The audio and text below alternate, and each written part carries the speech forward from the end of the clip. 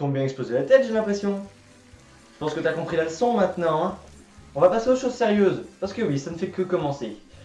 Je veux absolument tout savoir. Et t'as intérêt à me le dire, sinon je peux t'assurer que tu vas le regretter. Eh oui, mais en même temps, si je te tire dessus avec ça, tu risques de mourir.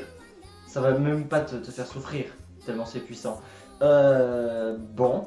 Ah oui, oui, c'est très léger, hein. C'est une nouvelle gamme d'armes, hein. Ça c'est l'avenir. Bon, faut que je trouve autre chose. Oh, c'est bon, j'ai trouvé, je sais. Je vais ranger ça. Je sais ce que je vais faire. Je vais juste jouer au golf sur ta tête. Voilà. Bon, je vais mettre cette balle sur ta tête. Bouge pas ton oreille.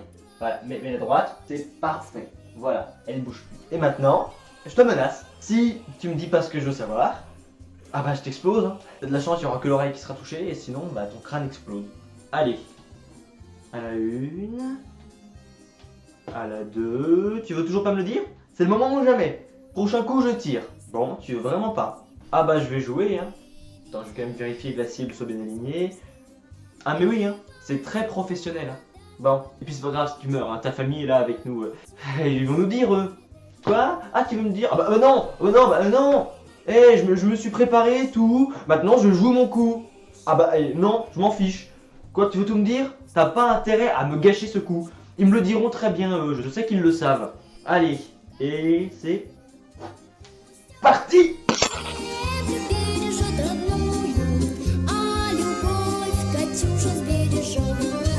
Eh ben oui, j'ai décidé de passer de Bismarck à l'antimatière. Et oui, il n'y a aucune logique. Ça pose un problème à quelqu'un? Non? Bah c'est parfait, on peut y aller. Alors oui, contrairement à d'habitude, j'ai préféré faire des fiches parce que bah, c'est un petit peu plus complexe hein, que le reste. Plus recherché, je trouve.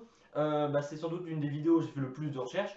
Bon, c'est vrai, j'avais déjà quelques connaissances, mais j'ai préféré approfondir, même si c'est vrai que le début ressemble à un cours fin collège, début lycée, mais parfois c'est bien de s'en rappeler. Alors, je tiens à préciser effectivement que tout ce que j'ai écrit là, c'est moi qui l'ai écrit.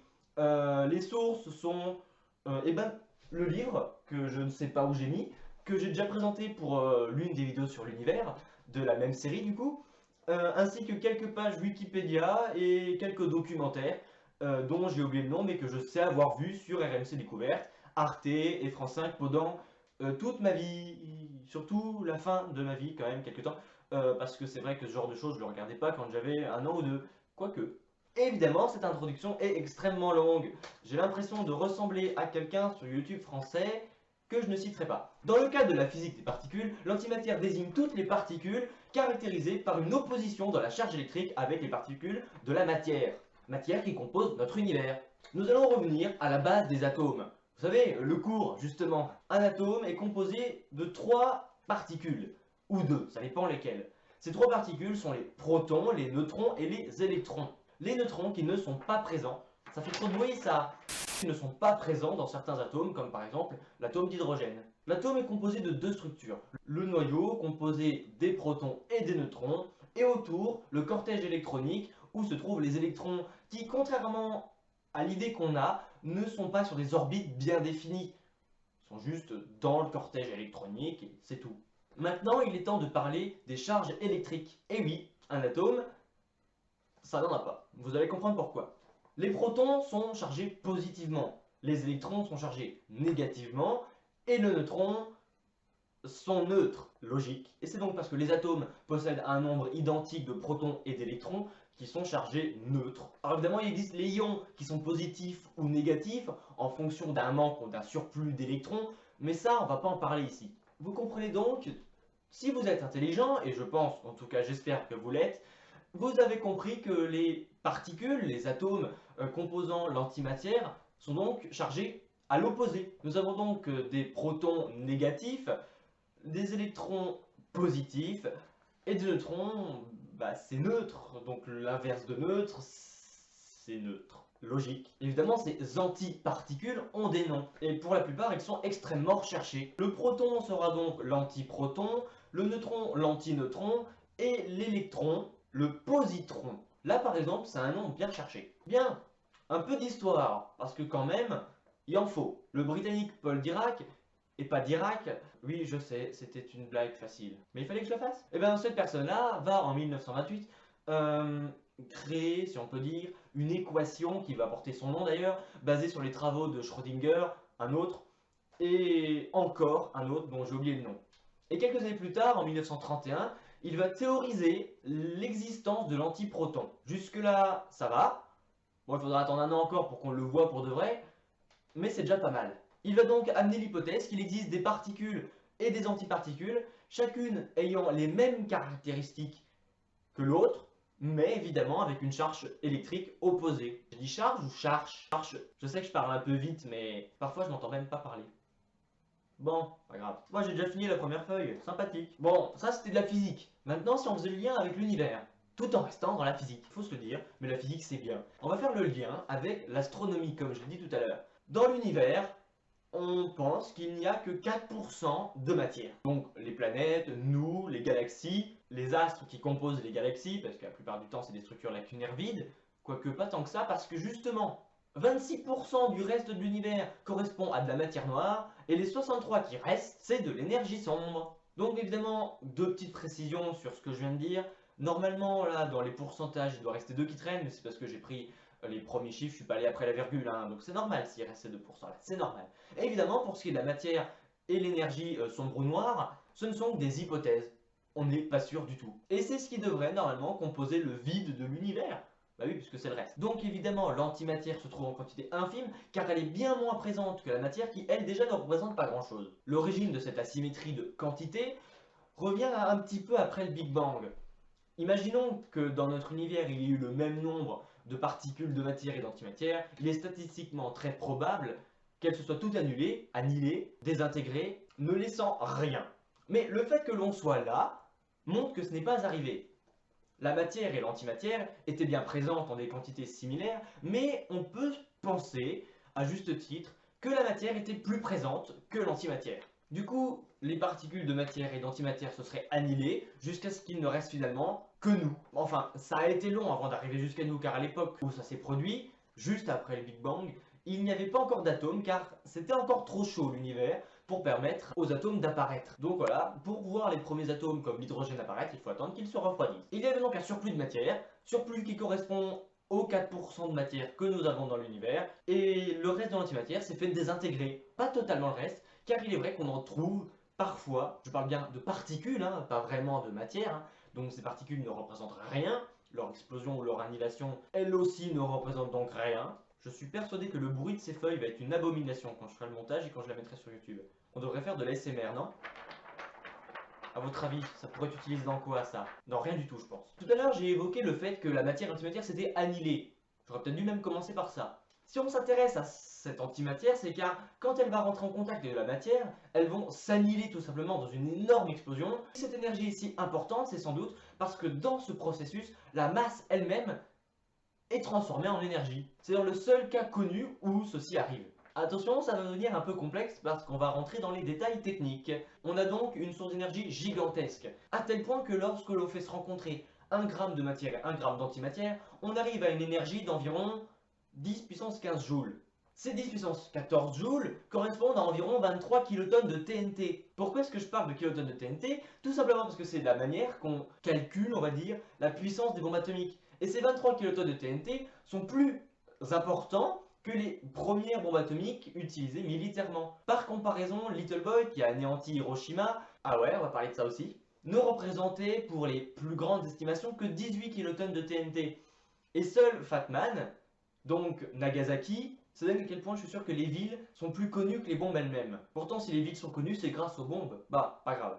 Nagasaki était à peu près équivalente à ce 1 gramme et tout, mais vous pouvez très bien vous dire que si l'explosion est plus puissante, c'est qu'il y avait plus de matière, et bien figurez-vous que non. Par exemple, dans Little Boy, il n'y avait que 64 kg d'uranium, et dans ces 64 kg d'uranium, seulement 700 grammes fissionnaire, et du coup c'est 700 grammes que cette phrase est prononçable. On va la refaire. Ce n'est que ces 700 grammes qui causèrent l'explosion, mais 700 fois plus que l'antimatière, pourtant plus puissante. Donc l'antimatière anéantit tout. Aucune bombe atomique ne rivalise avec l'antimatière pour peu que la quantité soit équivalente, et même quand elle ne l'est pas, car il ne faudrait que 20 kg d'antimatière pour arriver à un résultat à peu près similaire à la bombe tsar. Je parle bien entendu du résultat concret et pas théorique. La différence c'est que le résultat concret c'est 57 mégatonnes et que le résultat théorique c'est 100 mégatonnes. Quoique la bombe a été un petit peu nerfée, tiens, pour ceux qui aiment bien les jeux vidéo, parce qu'elle pouvait atteindre ces 100 mégatonnes, mais les retombées radioactives seraient beaucoup trop puissantes et auraient tout détruit, et la Russie ne voulait pas s'auto-détruire. L'Union soviétique à l'époque, heureusement qu'elle a disparu. Ah bah voilà, deuxième feuille terminée. Qu'est-ce qu'on peut en faire de cette antimatière finalement? Alors, car si la bonne nouvelle c'est que ça nous permet d'avoir une énorme explosion,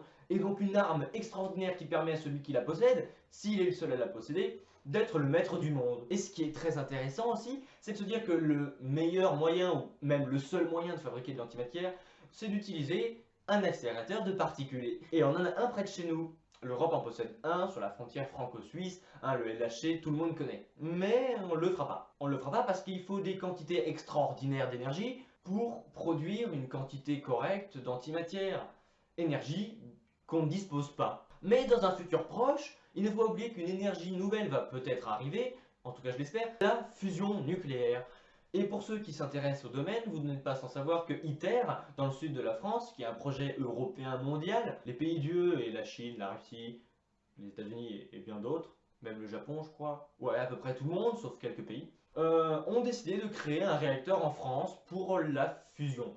Réacteur qui devrait commencer à produire en 2025. Mais évidemment, c'est des expériences et l'énergie produite ne sera jamais pour ce réacteur-là utilisée à des fins civiles. C'est un réacteur de test, on va dire. Nous allons finir donc par une note un petit peu moins militariste. Si c'est une quantité d'énergie extraordinaire que nous promet l'antimatière, pourquoi est-ce qu'on n'a pas déjà inventé des réacteurs à antimatière pour produire de l'énergie civile? Eh bien, tout simplement parce que c'est une idée débile. Car en fait, la quantité d'énergie que l'annihilation de ces antiparticules et des particules de matière peut produire est inférieure à l'énergie dépensée pour produire l'antimatière. Donc en fait, c'est pas du tout rentable. Logique. En fait, à l'heure d'aujourd'hui, la seule réelle source d'énergie rentable non polluante et efficace, c'est, si on ne compte pas la fusion, vu qu'elle n'est pas encore arrivée, bah, c'est la fission nucléaire. Évidemment, tous les écolos vont pas être très contents, mais les centrales nucléaires sont non polluantes, car aujourd'hui notre problème principal est le réchauffement climatique causé par l'effet de serre dont les centrales nucléaires ne sont en aucun cas responsables. Petite parenthèse, parce que cette vidéo va pas durer assez longtemps comme ça, évidemment, hein.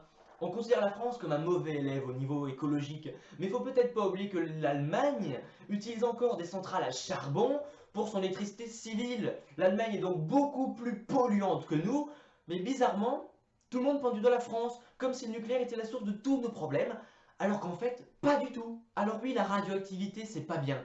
Mais je vous rappelle que 1 mètre d'eau suffit pour arrêter les rayonnements gamma qui sont parmi les plus dangereux rayonnements qu'on connaisse. Donc c'est bien beau de dire qu'il faut trouver une énergie renouvelable, mais je vous rappelle qu'on est beaucoup sur Terre et que l'énergie renouvelable n'est absolument pas possible à mettre en œuvre à ce point-là. Des calculs ont été faits.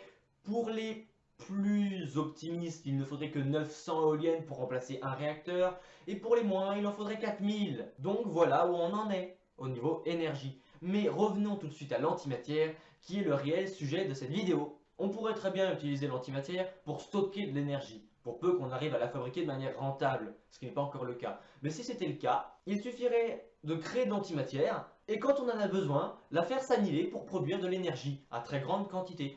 Donc ce n'est pas un gain, c'est simplement un stockage. Parce qu'actuellement, vous le savez sans doute si vous vivez dans notre monde, quand on a un téléphone ou un ordinateur mais qu'on ne fait rien dessus, eh bien la plupart du temps la batterie va quand même descendre, car l'énergie contenue par cette dernière se transforme en chaleur, ce qui n'est pas très efficace. Du coup, pour stocker de l'énergie en grande quantité, ça ne sera pas utilisé pour les téléphones, hein, ça sera compliqué d'avoir une chambre à vide, parce que oui, l'antimatière, il faut qu'elle ne touche pas la matière pour être sécurisée, donc il faut la mettre dans un champ de vide.